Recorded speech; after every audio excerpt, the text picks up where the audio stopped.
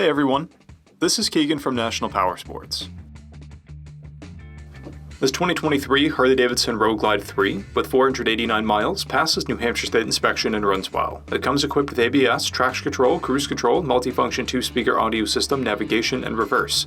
It's been upgraded with 4-inch slip-on mufflers, a chrome rear bumper, detachable passenger backrest, docking hardware, Harley-Davidson tallboy seat, Avon grips with throttle assist, mirrors, a primary cover, and axle caps.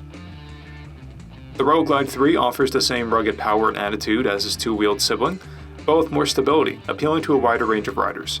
Powered by a 114 cubic inch V-twin motor, the Road Glide puts 90 horsepower and 119 foot-pounds of low-end torque through a 6-speed transmission.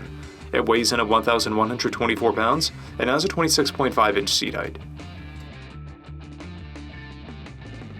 To see everything we know about this vehicle, including full mechanical and cosmetic condition reports, the service repair order, high-resolution photos, and more, please visit the listing on our website.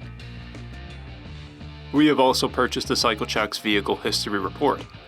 You can view this report by clicking the link on the right side of the video.